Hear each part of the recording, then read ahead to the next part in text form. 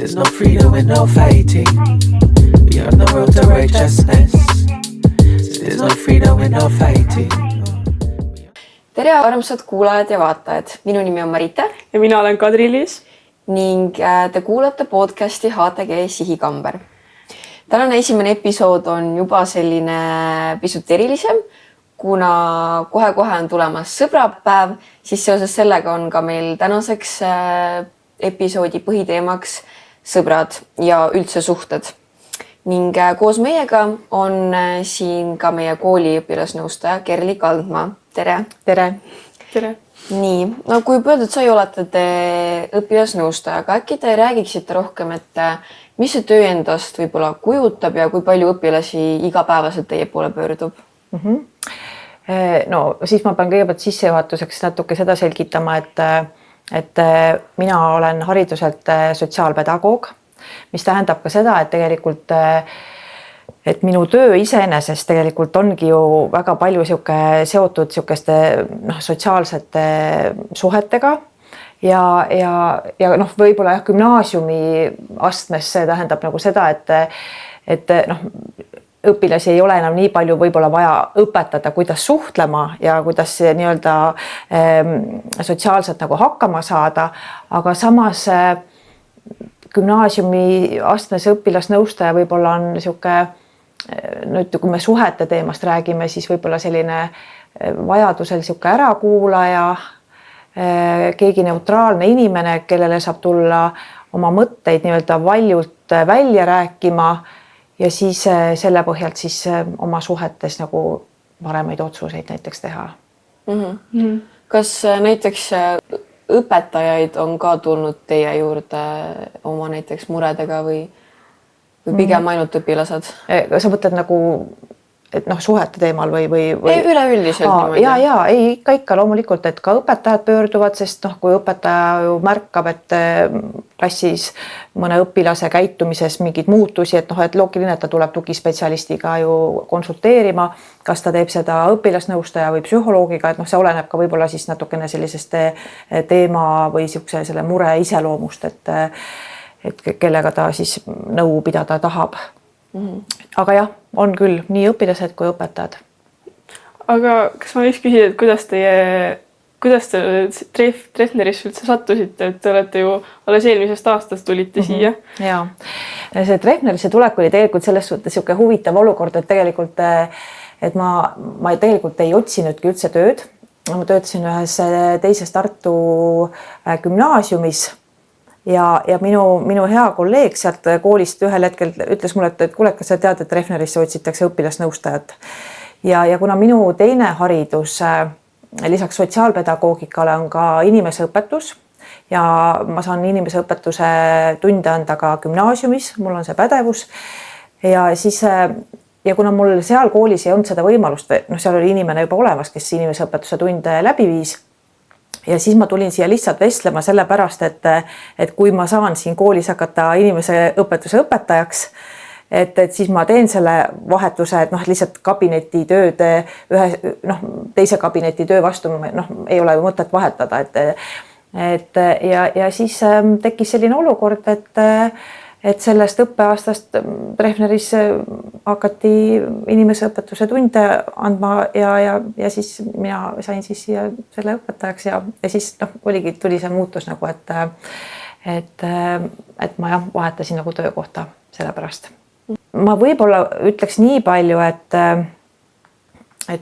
selline minu märkamine Treffneri õpilaste pealt on võib-olla selline, et tähendab, minule on nagu jäänud selline mulje, et õpilased tahavad nagu olla hästi tublid ja kõik on hästi paljud on nagu saavutusele orienteeritud ja õpilased on hästi väga motiveeritud ja pingutavad, et kas selle juures nagu julgus olla nõrk ja haavatav, et võib-olla sellega on nagu õpilastel natuke nagu keeruline hakkama saada, sest noh, mina ise nagu võtan seda nõustajatööd selliselt ja tahan ka kogu aeg õpilastele olen seda ka nagu kommunikeerinud, et see ei ole nagu arsti juurde tulek, on ju, et ma pean tulema juba suures hädas, et noh, et kui ma enam kuidagi ei jaksa nagu, et pigem võib-olla nagu ennetavalt selle mõttega, et ma saaksin oma ressursse nagu maksimaalselt ära kasutada, et lihtsalt keegi inimene õpilasnõustaja rollis saab mind aidata, näiteks aja planeerimisel, aitab võib-olla mul motivatsiooni üles leida, ma ei tea, sassi läinud suhete koha pealt mingit nõu anda ja seda võibki kõike teha ka ennetavas faasis nagu, et ei pea niimoodi olema, et ma juba võib-olla olengi omadega nii puntras, et vajan näiteks ravi, sest lõppkokkuvõttes ikkagi kooli tasandil igasugune nõustamistegevus on ikkagi niisugune esmatasandi nõustamine, et meie siin ei ükski koolipsühholoog, õpilasnõustaja, sotsiaalpedagoog, me ei tee teraapiat, me ei ravi kedagi, me ei diagnoosi kedagi. Et selle tõttu nagu, et mina mõtlen, et noh, võib-olla eeldan ja ootan võib-olla rohkem niisugust julgust nagu, et õpilased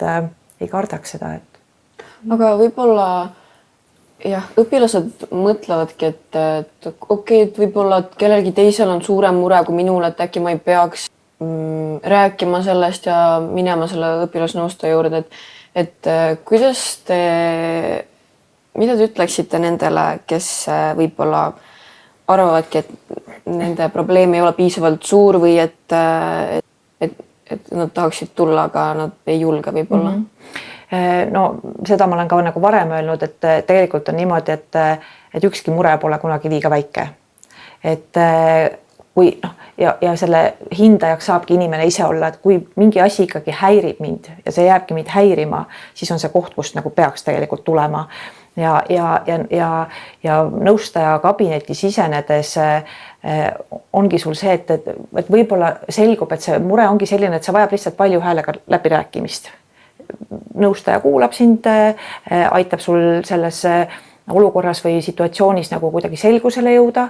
ja võib-olla sa vajadki ainult ühte korda näiteks, et saada oma nagu mure lahendatud. Ja mõnikord võib olla ka see, et tuleb nagu rohkem kordi planeerida selleks. Et jah, et minu sõnum on nagu see, et ei tasu seda karta, et sest sina oled iseendale nagu kõige tähtsam inimene, et me ei tohikski, kuigi jah, see sotsiaalne võrdlemine teismelise eas on ju ka eriti kõrge nagu, et siis mina ikkagi soovitan seda, et sa võrdleksid iseendaga ennast nagu, et mitte kellegi teise silmis, et kas see probleem on nüüd suur või väike nagu, kui mind häirib, siis järelikult see probleem on suur, piisav, et tulla. Jah, ühesõnaga.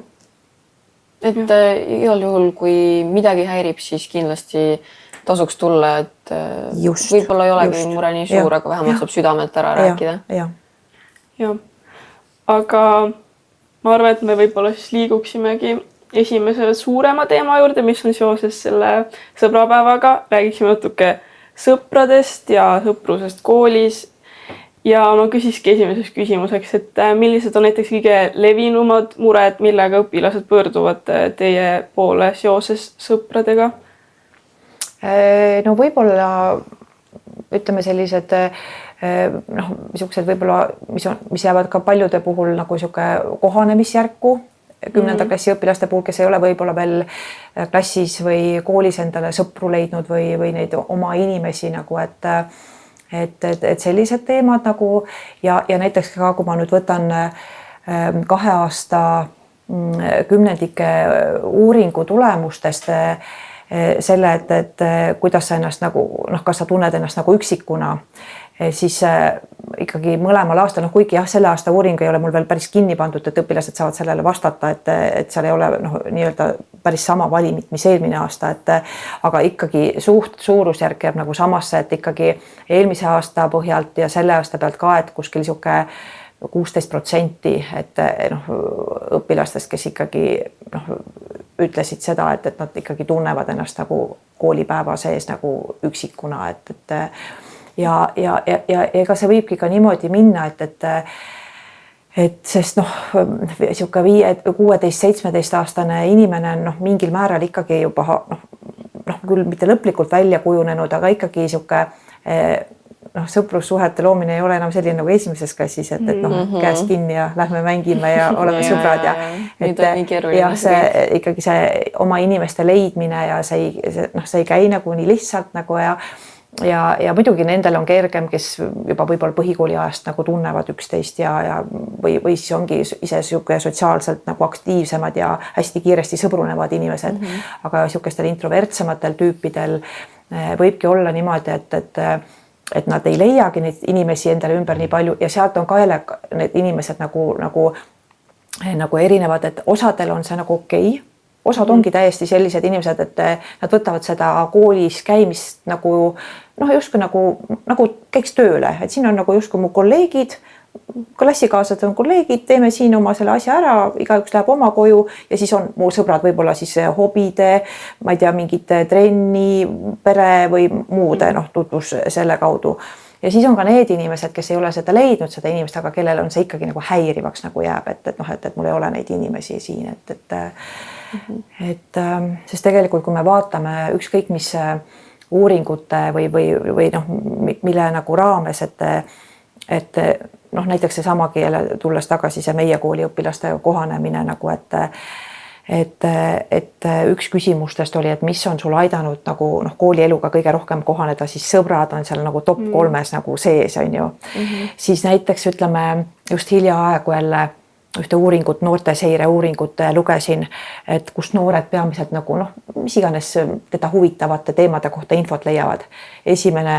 top 3 esimene variant otsingumootor, teine sõbrad, 3 sotsiaalmeedia. Ja see sõprade olulisus on ikkagi teismeeas niivõrd suur, see sõpradele toetumine, sõprade arvamusega arvestamine.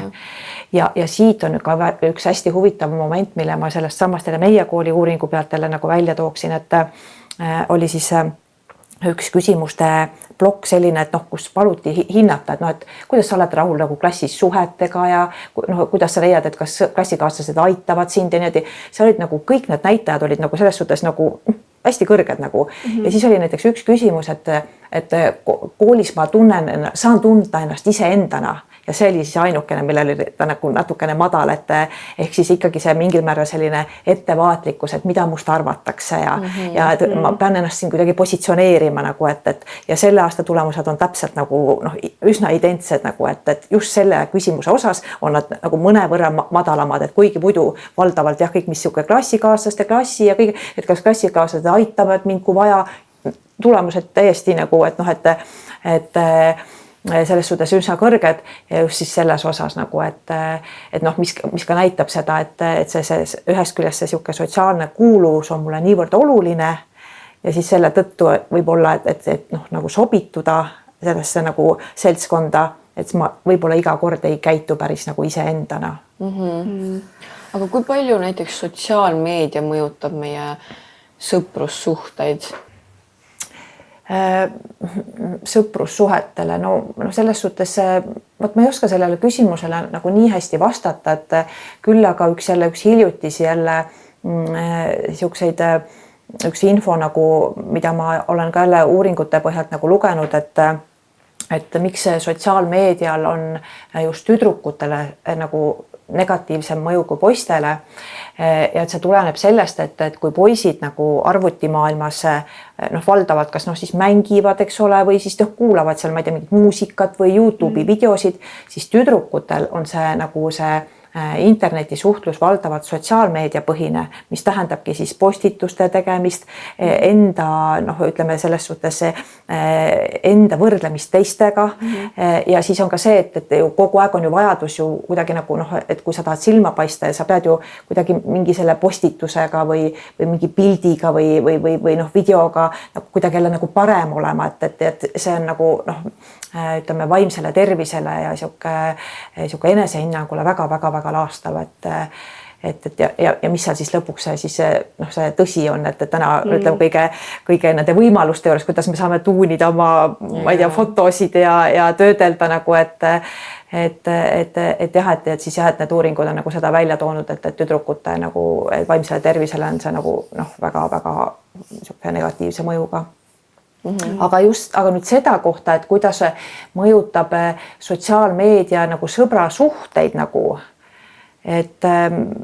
ma ei tea, võib-olla kui te äkki täpsustate nagu, et ma ei oska praegu sellele küsimusele. Selles suhtes, et praegu kindlasti sealt sotsiaalmeediast leiab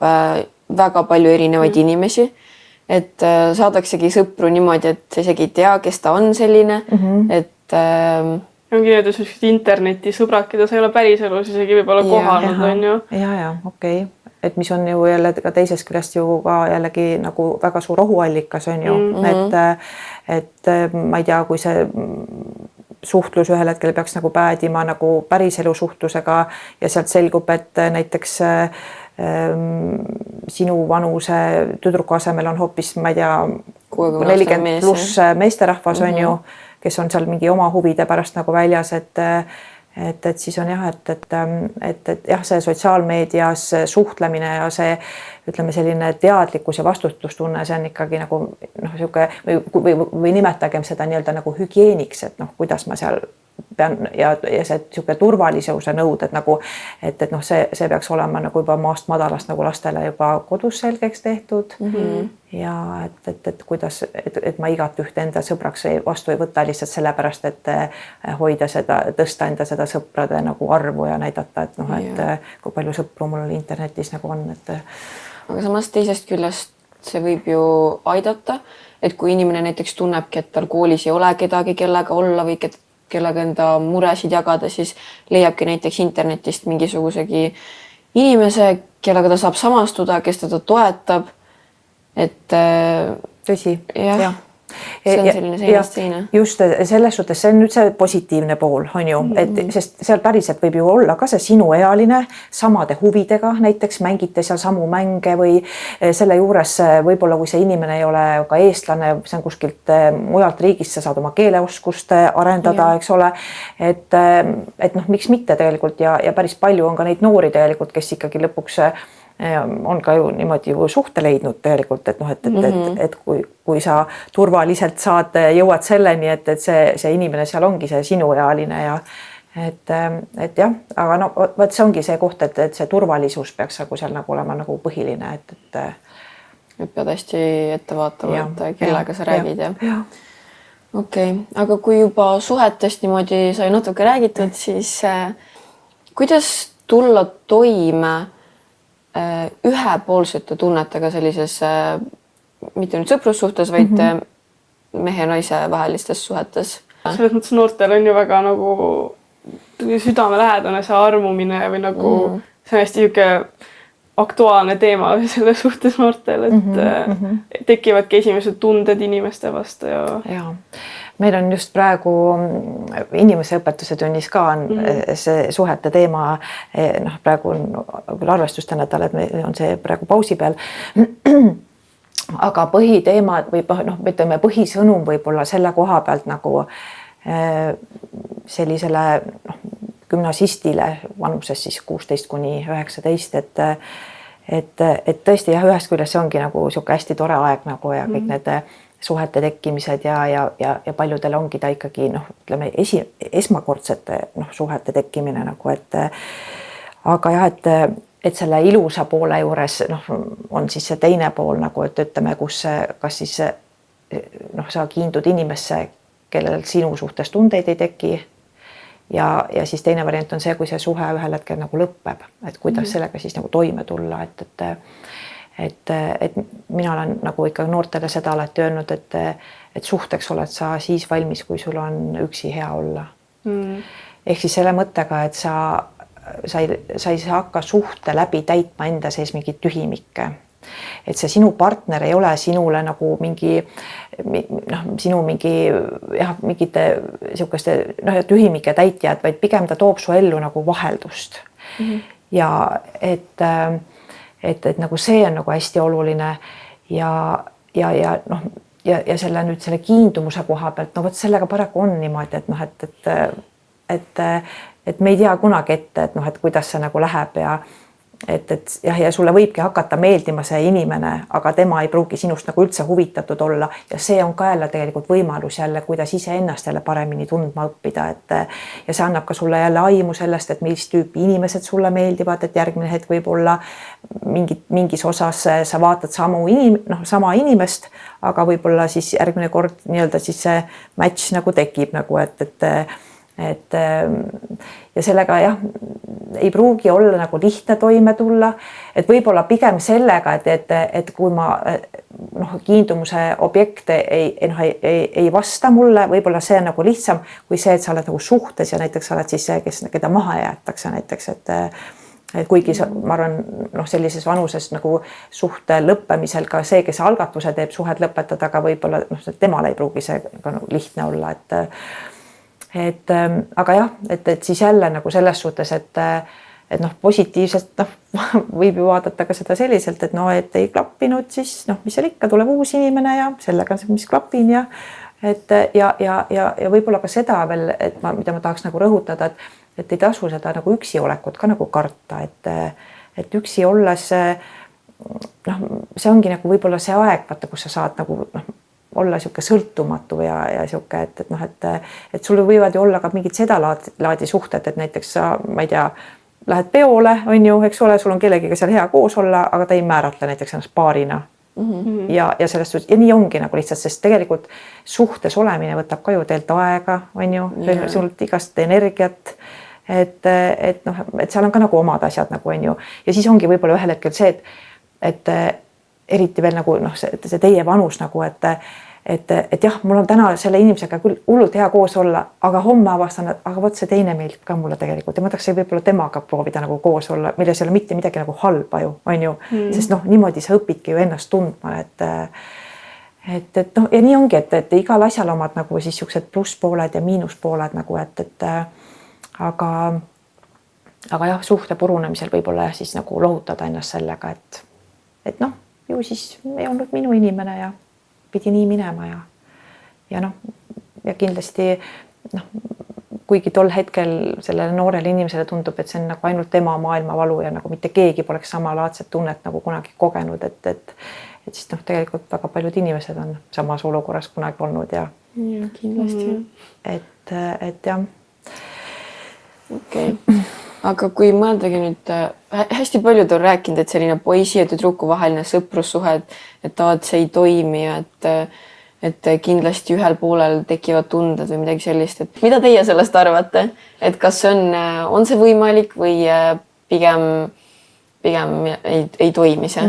No tegelikult on niimoodi, et minu arvates kõik inimsuhteid puudutavate teemade koha pealt võib igale küsimusele vastata, et oleneb olukorrast,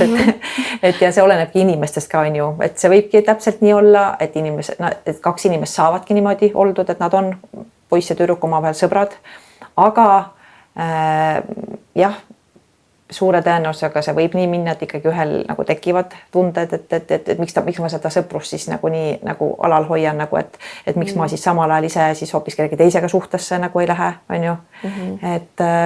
aga see võibki olla ka mingi ajajoonel, lihtsalt neil mõlemal ei olegi seda suhet ja see sõprussuhe siis täidabki nende sellist nagu sihukest ma ei tea, asendab võib-olla siis mingil määral seda suhet näiteks.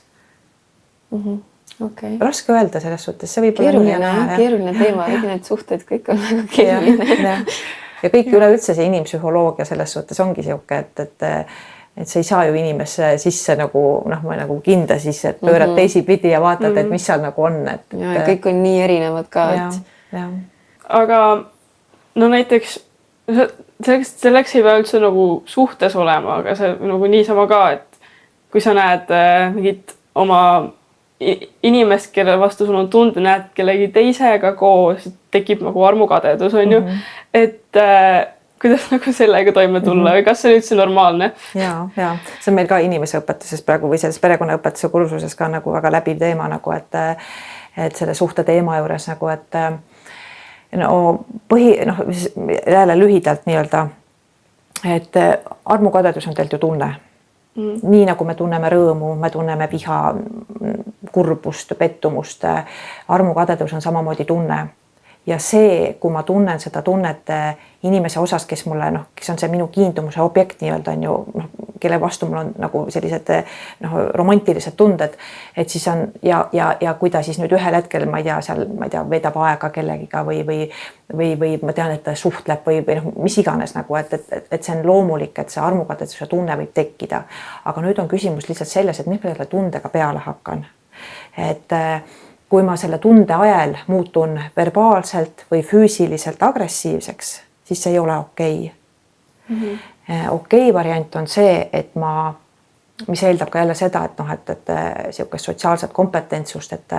ma inimesena nagu tunnen iseennast nii palju ja ma saan enda tunnetest aru ja julgen seda ka väljendada ja oma partnerile öeldagi, et tead sa, vaata, et kui see hetk nüüd, kus sa siis temaga seal aega veetsid, eks ole, see muutis mind väga ebakindlaks ja ühesõnaga nimetada need tunded nagu ära, et kuidas see mind siis nagu tundma paneb ja oma partneriga nagu läbi arutada, et kuidas sellistes olukordades nagu siis nagu edaspidi võiks olla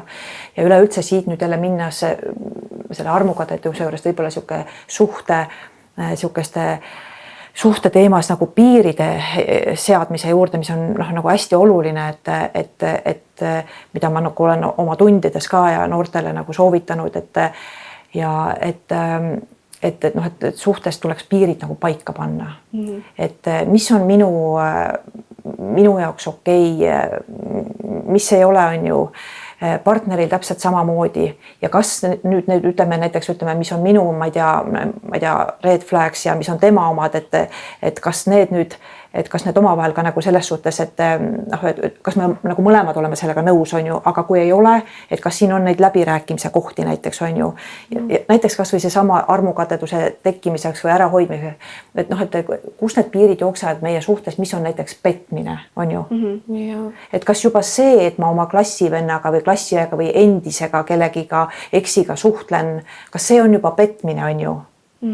Et ja isegi kui see ei ole petmine, aga kui ma seda teen, et mis see siis partneri jaoks nagu, et sellised asjad nagu tuleks nagu läbi rääkida, et see võib tunduda küll selline, et sellised ebameeldivad ja sellised nagu keerulised teemad, aga siis on iseendal nagu seal suhtes nagu märksa lihtsam nagu olla, et jah, aga jah, selle armukadeduse koha pealt, et tundena täiesti okei seda tunda, aga lihtsalt küsimus on see, et kuidas ma käitun armukadeduse ajal.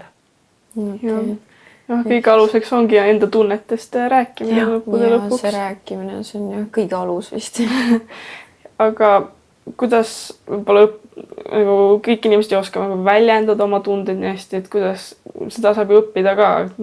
kuidas siis saada paremaks oma tunnete väljendamises? Jaa. No jah, põhimõtteliselt õnneks täna nagu ütleme, see koolisüsteemis on selles suhtes nagu tublisti nagu ikkagi nagu tubli areng olnud, et juba väikestele ja näiteks mina isegi, kui ma põhikoolis veel töötasin sotsiaalpedagoogina, me tegime kõiki sotsiaalsete oskuste õppetunde, mille sisse kuulub ka tundekasvatus, et kõigepealt see hakkab pihta juba sellest, et ma oskan nagu tunnete nimetada. Ja nüüd gümnaasiumi astmes üks valikkursus, mida ma teen, see enesejuhtimise oskuste kursus, mis siis baseerub mindfulnessile ehk siis teadveloleku niisugustele põhimõtetele ja seal on ka nagu omad niisugused sotsiaalsete oskuste teemad, mis läbi jooksevad. Ühes tunnis siis ongi meil see tunnete teema ja siis me teeme ühte harjutust, et nimetame siis terve grupi peale tundeid, et vaatame, kui palju me nagu kokku saame, et jada muudkui järjest käib nagu ja siis ta jääb tavaliselt kes toppama kuskil seal 30 või oleneb grupist nagu on ju. Aga tegelikult eesti keele sõnavaras on tundeid väljendavaid sõnu üle 200. Jah, aga keskmine eestlane on see, et on hästi halvasti ja normaalne on tunnet, on ju. Et just see, et seda peab juba maast madalast väiksena nagu pihta hakkama, et ma juba oskan tunnetele nagu nimetusi anda, et ma saan aru, et mida ma tunnen. Ja nüüd jälle selle mindfulnessi juurde tagasi minnes teadveloleku juurde, ehk siis nende pauside võtmine päeva sees, nimetagem neid siis nendeks hingamise hetkedeks nagu, et ma saan aru, mis minuga praegu toimub, on ju, et noh, et ma korraks panen oma silmad kinni, ma lihtsalt teen mõned sügavad hingetõmbed, ja siis teinekord alles inimesed saavad aru, oi, et mul teil pea valutab või mul tohutu janu nagu või mul kuskil kaelasooned näiteks pigistavad, et mida me ei panegi muidu tähele kogu selle kiire sees nagu, et ja juba jälle see, see on ju see tunne ja janu tunne on ju, et mul keha vajab vett tegelikult, et seda iseennast nagu võimalikult palju nagu jälgida, aru saada ja no loomulikult on ka igasuguseid treeninguid, treeninggruppe, et millega nagu liituda, aga jah, see on nagu kõige alus, et oma tunnetest aru saada, et siis ja siis selle läbi hakkan õppima neid väljendama turvalisel moel. No kui su enesehinnang võib-olla ongi pisut madal ja sa ei tunne ennast võib-olla hästi, siis kuidas sellist enesehinnangut kasvatada? Et no alustuseks, mina jälle ütleme jälle kooli kontekstis jälle võttes nagu, et nende enesehinnangu teemadega ka mina soovitan ka tugispetsialistide poole pöörduda, kas koolipsühholoog, õpilasnõustaja ja tullagi nagu selles suhtes rääkima ja teinekord võib tulla ka niimoodi rääkima, et kui et võib-olla sa ei oska seda oma probleemi korraga nagu sõnastada, siis võib selleks kasutada metafoorikaarte kasutades, joonistades, võib ühesõnaga leida muid lahendusi, kuidas ma saan siis seda enda seest nagu siis seda häirivat asja nagu välja. Ja siis ühesõnaga tasapisi selles suhtes, et nõustaja siis abi ja vahendusega saab neid teemasid hakata nagu lahti arutama, et mis need asjad seal siis minu sees nagu on, et see enesehinnangu teema ja see ei ole kindlasti selline, et ma tulen ühe korra käin, kuulan kedagi on ju või vaatan mingit saadet või videolõiku ja siis kohe nagu muutub, et see on ka jälle sihuke sammukeste kaupa jälle iseendaga sihuke töö tegemine ja mis kestab tegelikult terve inimese elu, sest tegelikult inimene ei ole ju kunagi valmis nagu, et tegelikult seda arenguruumi on meis kõigis ju alati, aga põhiline, mida ma siinkohal võib-olla nagu tahaks ka noortele nagu panna nagu südamele, et tegelikult olete te kõik täiesti täiuslikud sellisena, nagu te olete, et lihtsalt seda on vaja lihtsalt hakata iseenda seest üles otsima. See on väga hea sõnum.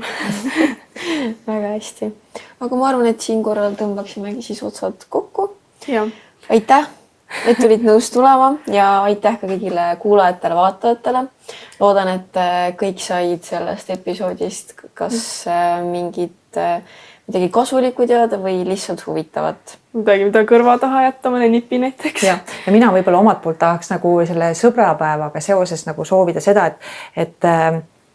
te ise endale oleksite kõige suuremad sõbrad ja siis te ise saaksite endale selle sõbrapäeva puhul siis tehagi pai selle eest, et te olete siuksed ilusad ja head ja tublid inimesed. Nii tore, väga ilus. Ja kohtume juba järgmises episoodis. Ja.